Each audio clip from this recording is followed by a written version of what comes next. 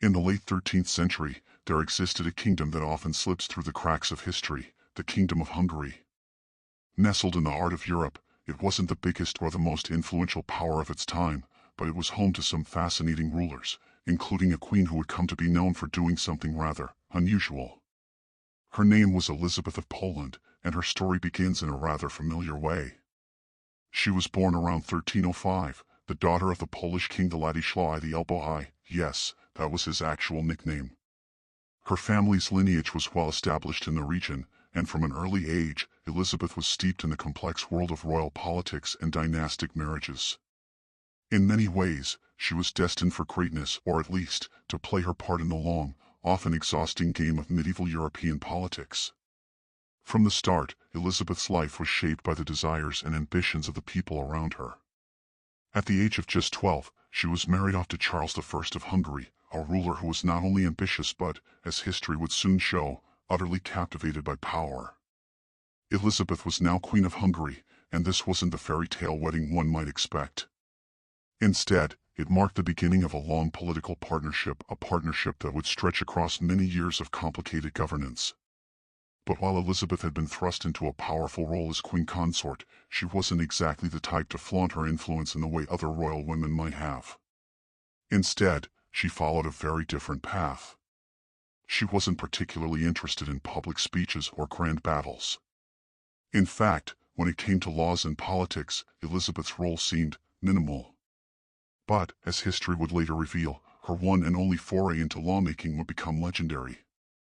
Before we get to that, though, it's worth mentioning how unusual it was for a queen consort like Elizabeth to be remembered in history.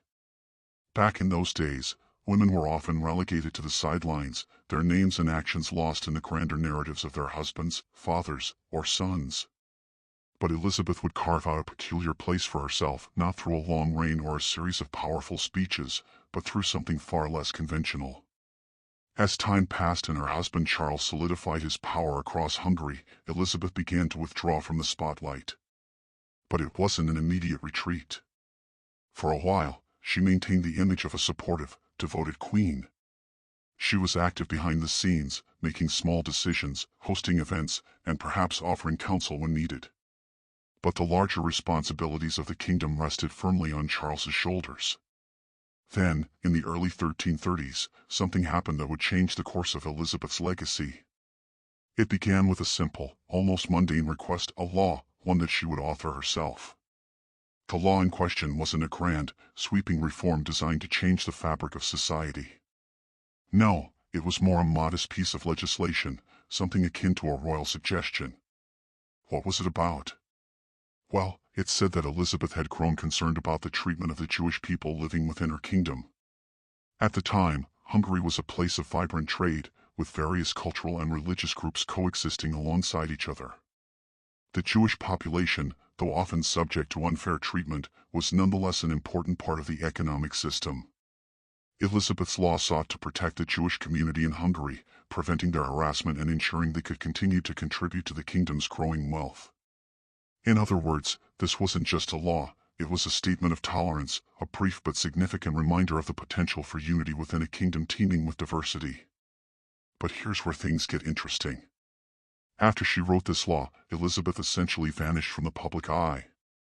Not literally, of course, but her involvement in politics and the day-to-day workings of the kingdom seemed to cease entirely. What could have prompted this sudden retreat? Was she simply tired? Was she disillusioned with the relentless demands of royalty? Or perhaps, was there something else at play? For the next 3 decades, Elizabeth largely disappeared from the historical record. It's as though she had pressed pause on her own life, retreating into the quiet corridors of her palace, far from the scrutiny of courtly affairs. No grand public appearances, no royal decrees, no dramas or scandals. Just silence. This strange period of absence has baffled historians for years. How could a queen, who had once been so engaged with her kingdom, simply step back for 30 years and fade into obscurity? What did Elizabeth do during those long, silent years? The answers, as with many aspects of medieval history, remain elusive. But what we do know is that her decision to withdraw from public life was extraordinary, especially for a ruler in such a volatile time. Now, Before we draw any conclusions about Elizabeth's quiet years, let's take a closer look at the political landscape of the time. Hungary, like much of Europe, was embroiled in a constant state of change. Wars were frequent, alliances shifted like sand, and rulers often had to fight tooth and nail to hold onto their power. For Elizabeth, this must have been an exhausting environment to navigate. Perhaps she decided that, after her brief moment of influence with that one law, the best course of action was to remove herself from the madness altogether. But did this mean that Elizabeth had simply given up on her royal responsibilities? Hardly. Her retreat from the public eye may have been a strategic decision, a way of removing herself from the chaos while still maintaining some level of power behind the scenes. Maybe she took her time to rest, reflect, or even quietly influence events in ways that weren't immediately apparent to history. After all, her single, small law still stands as a rare moment of compassion in a time when such acts were often overshadowed by violence and power struggles. As we continue exploring Elizabeth's story, we'll see that her retreat from the spotlight was only one piece of a much larger puzzle. And though she may not have made any significant political moves during her years of silence, her legacy, built upon that one single law, would prove to be far more enduring than most might expect. Now, let's pause for a moment and take a deeper look at this mysterious law that Elizabeth of Poland authored. It's easy to overlook its significance. After all, it wasn't a sweeping reform or a dramatic policy that changed the entire kingdom. Instead, it was a quiet, protective measure for the Jewish community in Hungary. But in many ways, that law would become the cornerstone of Elizabeth's rather peculiar legacy. It's important to understand the context in which Elizabeth was working. The 14th century in Hungary was a time of great political turmoil. The kingdom was situated at the crossroads of various empires and cultures, and it was constantly threatened by external forces from the Mongols in the east to the rising power of the Ottoman Empire in the south. The kingdom's internal politics weren't much more stable, with noble families constantly vying for power, and the monarchy itself often struggling to keep control. Amid all this chaos, Elizabeth's decision to protect the Jewish community was bold, even revolutionary.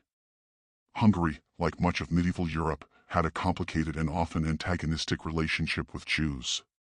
In many parts of Europe, Jews were routinely blamed for plagues, economic misfortunes, and other societal woes. They were subject to various forms of discrimination, from forced conversions to expulsion from towns and cities. In some places, they were even stripped of their legal rights or forced into ghettos. But Elizabeth took a different approach. She used her position as queen to write a law that would safeguard the Jewish people from the kind of abuse they often faced. It's believed that her law was intended to ensure that Jews in Hungary could continue to live and work without constant fear of persecution. While the specifics of the law are somewhat vague, no full texts of it have survived. The general consensus among historians is that it aimed to reduce the violence and discrimination Jews had long faced, even providing a framework for them to live in greater peace. What's truly remarkable about Elizabeth's law is that, in the context of 14th century Europe, it was relatively progressive.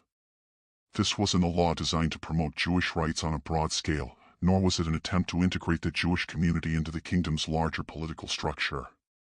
Rather, it was a simple but significant act of protection, a law that allowed a marginalized group to continue to exist without fear of attack or forced exile. It's easy to imagine that Elizabeth's motivations were, at least in part, driven by personal compassion. After all, Elizabeth was known for being a quiet and introspective person. She wasn't one for grandiose speeches or displays of power. She preferred to work behind the scenes, influencing the world in subtle ways. This law, small though it may seem in comparison to other royal decrees, was a perfect reflection of Elizabeth's style. It wasn't about making waves, it was about creating a lasting, quiet change that would benefit a vulnerable group of people. But let's not forget the political environment she was operating in. As queen consort, Elizabeth wasn't the sole ruler of Hungary. Her husband, Charles I, had the final say on matters of state. And while Charles was a powerful ruler, he was also an ambitious one, often looking for ways to expand his power and consolidate his kingdom. At a time when Hungary was surrounded by powerful enemies and constantly at risk of invasion, Charles was keen on maintaining stability. Elizabeth's law may have been a small act, but it didn't exist in a vacuum. It was a statement, one that reflected a subtle understanding of the broader social landscape. By protecting the Jewish community, Elizabeth was ensuring that one of Hungary's most economically important groups could continue to contribute to the kingdom's prosperity. In a time when wars were fought for resources, political alliances, and wealth, the preservation of such groups made perfect sense. Yet, despite its strategic brilliance, Elizabeth's law was not widely celebrated in her time. There's no evidence that it garnered any significant attention at court or from the broader public. For many, it likely went unnoticed. But over time, it would come to be seen as one of the few acts of compassion in an age marked by violence and religious intolerance. But perhaps the greatest mystery surrounding this law lies in its lasting legacy. While many of the other laws and policies of the time have been long forgotten, Elizabeth's law endures not because it was a grand, transformative piece of legislation, but because it was a rare act of kindness in a world that often seemed devoid of it. Elizabeth's legacy, it turns out, isn't based on a series of bold actions or long speeches, but rather on a single, quiet decision that has reverberated down through history. And yet, after enacting this law, Elizabeth slipped into near total obscurity. It's almost as if she had done what she needed to do, then vanished from the public eye. The law was written, and then, nothing. The Queen Consort, once a visible figure at court, simply faded into the background, leaving behind little more than the memory of a single act of legislation. In many ways, Elizabeth's decision to retreat from the spotlight after writing the law was as enigmatic as her life itself. Perhaps she simply found solace in the quiet retreat of royal life, or perhaps she had a different vision for how she could best serve her kingdom. Whatever the reason, her long absence from the public sphere only adds to the intrigue of her story. Was Elizabeth's retreat from the world a sign of disillusionment with the role she had been thrust into? Or was it a deliberate choice to step back, leaving behind a legacy that would grow more important as time passed? It's impossible to say for sure. What we do know is that her legacy, defined by that single act of protection, would endure far beyond her own time. And in a world where most rulers were remembered for wars and conquests, Elizabeth's quiet act of lawmaking stands out as something rare and remarkable. As we move forward in this story, we'll see that the years after Elizabeth's retreat were marked by continued political turmoil in Hungary, and by the growing shadow of the Ottoman Empire on the horizon. But despite the chaos around her, Elizabeth's place in history remains secure, not because of her rule, but because of that one, quiet decision to offer protection to those who needed it most. Ask ChatGPT. As we move further into the story of Elizabeth of Poland, we begin to encounter the most puzzling chapter of her life, the 30-year silence that followed the passage of her law. It's almost as if, after enacting that singular piece of legislation, Elizabeth decided that she had done enough for Hungary, for her people, and for history. She had made her mark and then, without fanfare, she disappeared from the public eye. Her retreat, lasting 3 full decades, has remained one of the most enigmatic aspects of her reign. What exactly did Elizabeth do during those years? Was she simply content with her private life, or was there a deeper reason for her withdrawal from the limelight? The answers, like so much of Elizabeth's life, are elusive. But there are a few key points we can consider to help us understand the nature of her silence. Firstly, it's important to remember the context of Elizabeth's reign. Hungary, during the 14th century, was a kingdom in constant flux. Charles I, Elizabeth's husband, was a man of great ambition, tirelessly working to solidify his hold over the kingdom. At the same time, Hungary was surrounded by powerful neighbors, the expanding Ottoman Empire to the south, the Mongols to the east, and the powerful Holy Roman Empire to the west. The constant threats from all directions must have made the political atmosphere in Hungary intensely turbulent. It's not hard to imagine how exhausting it must have been to live in such a time. Queens in the medieval period were often caught in the crossfire of court politics, foreign wars, and the constant demands of ruling. Elizabeth, though she had become queen at a young age, may have been overwhelmed by the relentless pace of courtly life and the weight of expectations placed upon her. After all, she wasn't just a queen by title, she was the wife of one of the most powerful rulers of the time. Perhaps, after she had enacted her protective law for the Jewish community, Elizabeth simply decided that she had done her part. Her law was her one great contribution to Hungarian society, and with that completed, she could step back and leave the messy world of politics behind. After all, being a queen didn't have to mean constant public appearances and involvement in the day-to-day decisions of state. Elizabeth, it seems, chose the path of quiet reflection and rest. But even that decision to step away from the center of power was unusual. Most queens of the time would have been expected to maintain a role in political matters, even if they didn't have direct authority. Some, like Eleanor of Aquitaine or Isabella of France, wielded significant power in their own right, using their position to shape the political landscape. But Elizabeth was different. She wasn't interested in the fame, the battles, or the endless political maneuvering. She wanted peace. But peace, of course, wasn't a luxury that many monarchs of the period could afford. Even though Elizabeth had withdrawn from the spotlight, Hungary itself was anything but peaceful. Charles I, her husband, faced constant threats from both internal and external enemies. His reign was marked by numerous struggles, wars with neighboring states, uprisings among the nobility, and challenges to his authority from rival factions within the kingdom. Yet, throughout all this, Elizabeth remained a quiet presence in the background. It's likely that, even in her silence, she still held some sway. A queen consort, even one who had stepped back from active politics, was rarely without influence. Though she may not have been making the big decisions or taking part in royal councils, Elizabeth's position as the wife of the king and the mother of his heirs meant that her voice, however faint, was still important. But Elizabeth did not seek to exercise that influence openly. Instead, she chose to live in relative seclusion, away from the bustling life of the court. Perhaps she retreated to a private villa or simply spent her days in the royal palace, avoiding the endless political plotting and intrigue that defined court life. While her husband worked tirelessly to secure Hungary's future, Elizabeth was largely absent from the political stage. This quiet period in Elizabeth's life raises another important question: was her absence intentional? Some historians speculate that her withdrawal wasn't just a result of exhaustion or disinterest, but a deliberate choice. It's possible that, after the passage of her law, Elizabeth realized that she was not meant to be a figurehead or a political player in the traditional sense. Perhaps she believed that her role was to provide stability behind the scenes, quietly supporting her husband while stepping out of the public spotlight. This notion of a quiet, almost passive form of power isn't as unusual as it might seem. Throughout history, many royal women have wielded influence in subtle ways. In some cases, they served as advisors to their husbands or sons, guiding decisions without ever stepping into the public eye. Perhaps Elizabeth adopted a similar role, choosing to exercise influence from behind the scenes rather than in the front of the stage.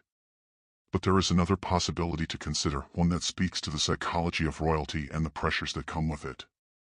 Elizabeth may have simply grown tired of the constant demands placed upon her. It's easy to imagine that, after years of navigating the complexities of court politics and bearing the weight of royal expectations, Elizabeth decided that a life of quiet reflection was far more appealing than the constant drama of royal life. In a way, she may have retreated to preserve her mental and emotional well-being. But regardless of her motivations, Elizabeth's decision to step back from the world did not make her any less important in the eyes of history. In fact, it may have even enhanced her legacy.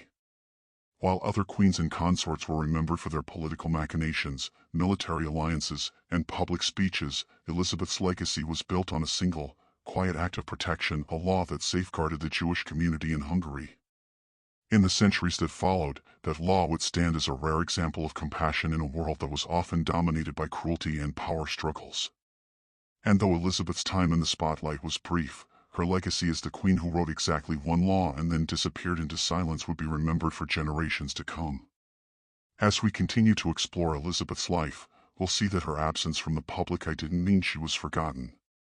In fact, her story would remain a fascinating and enigmatic one, a tale of a queen who chose peace over power and left behind a legacy of quiet strength in a world that valued grand gestures. While Elizabeth's years of silence after enacting her single law might seem like a retreat from influence, there is a deeper layer to consider. Her choice to step away from the public stage might have been driven by a quiet strength, the kind that doesn't demand recognition but endures nonetheless. Her law, one that protected the Jewish community, was no small act. It was a bold, progressive statement in an era when few others would have dared to make it. Yet, unlike many other rulers who sought personal glory or fame through large-scale reforms, Elizabeth sought only to do what was right in her own eyes. In many ways, her decision to retreat into silence was a rejection of the traditional expectations placed upon a queen. She wasn't interested in amassing political power or cementing her legacy through the usual royal tactics. There were no grand military conquests in her name, no public speeches, no religious pilgrimages to garner the support of the people. Elizabeth's legacy was built not on the things she did in the open but on the quiet, private acts of protection and compassion she chose to carry out. At the time, queens were often defined by their role as mother or wife. Their importance in the eyes of the people could be determined by their ability to bear heirs, the strength of their marriage alliances, or their involvement in royal affairs. Elizabeth, however, was something of an anomaly in this regard. Though she had fulfilled her role as a queen consort, producing heirs for her husband, she also seemed to reject the notion that a queen's worth was tied solely to her public actions. Instead, she created a subtle form of power, one that existed beneath the surface of the court.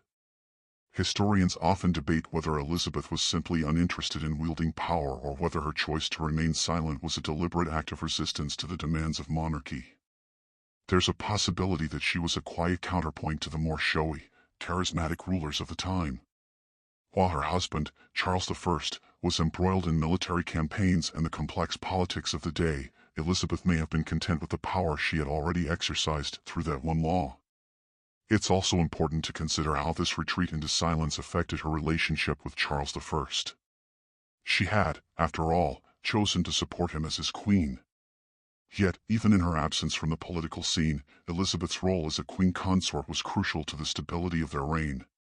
It's clear that while she may not have been at the forefront of royal decisions, she was still part of the delicate balance that held the kingdom together.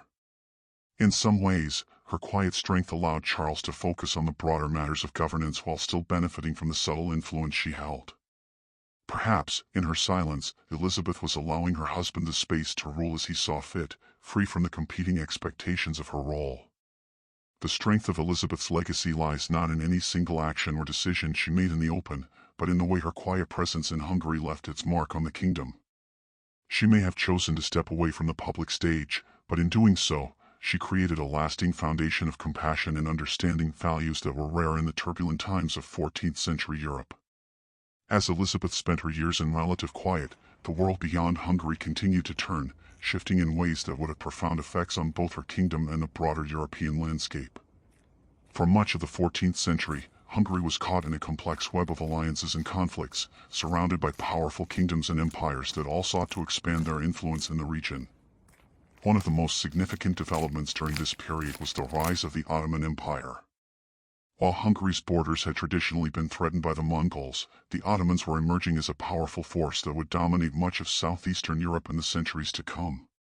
The Ottoman Empire's expansion posed a direct threat to Hungary's territorial integrity, and as the 14th century wore on, Hungary found itself on the front lines of a struggle for survival. Charles I, Elizabeth's husband, was keenly aware of this growing danger. His reign was defined by attempts to consolidate his power and secure Hungary's position in a world increasingly dominated by the Ottomans and other emerging powers.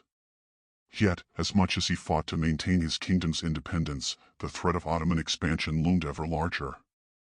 Though Elizabeth was largely absent from the political scene, the growing tension with the Ottomans would have undoubtedly affected her, even if only indirectly. If she had been more involved in the political affairs of the kingdom during these years, it's likely that her compassion and protective instincts would have been directed toward the people of Hungary, as she had done with the Jewish community. Elizabeth was a ruler who valued peace, and the constant wariness surrounding the Ottomans must have been a source of stress, not just for her husband, but for the people of Hungary as a whole. But while the Ottoman Empire represented a clear and present danger, there were also other shifting dynamics in Europe that would have shaped Elizabeth's world. In the West, the Holy Roman Empire was in a period of transition, with internal struggles among its rulers and competing factions vying for power. In France, the 100 Years' War had begun, a prolonged conflict that would ripple across Europe, affecting everything from politics to trade. In this environment of external pressures and internal unrest, Hungary itself would continue to wrestle with its identity and its place in the broader European order. Elizabeth, for all her quiet absence, was a part of this kingdom. Her legacy, shaped by her law and her role as queen consort, would have been quietly but steadily woven into the fabric of Hungary's national identity. As the 14th century progressed, the looming threat of the Ottoman Empire began to cast a shadow over much of southeastern Europe.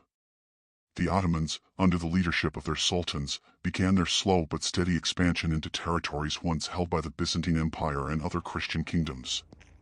Hungary, with its rich resources and strategic location, was in the crosshairs of the Ottoman Empire's growing ambitions. Though Elizabeth had retreated from the political scene, Hungary was anything but removed from the realities of war. Charles I, her husband, was a monarch who understood the importance of maintaining a strong defense against the Ottomans. As much as he sought to consolidate power within his own kingdom, he also sought alliances with other European powers in a bid to safeguard Hungary's borders.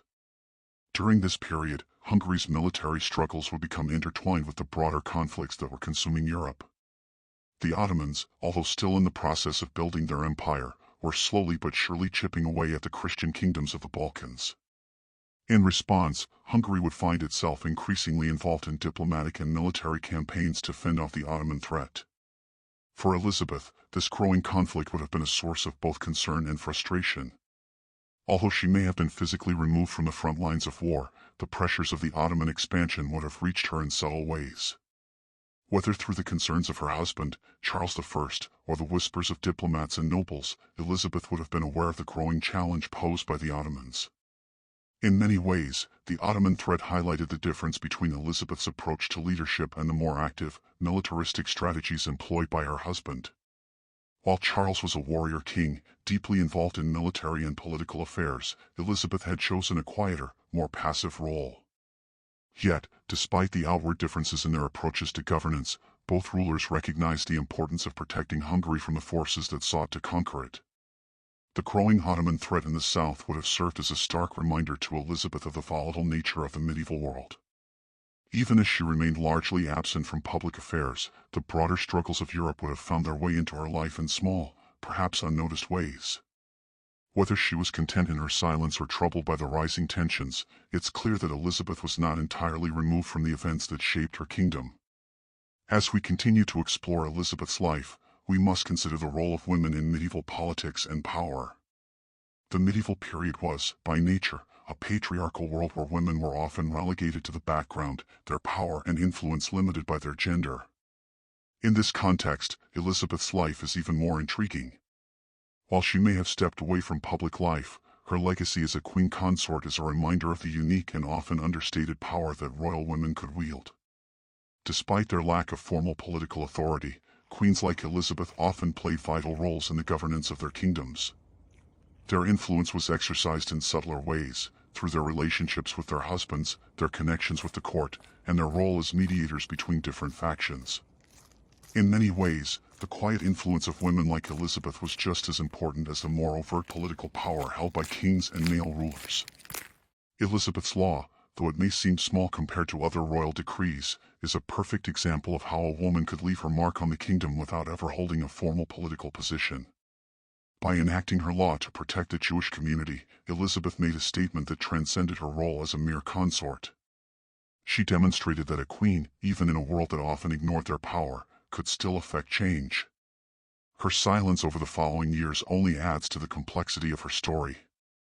In a time when women were expected to remain passive and invisible in matters of governance, Elizabeth quietly refused to conform to the traditional expectations placed upon her. Instead of engaging in the public politics of her time, she chose to influence her kingdom in a way that would endure for centuries. In the Ask ChatGPT.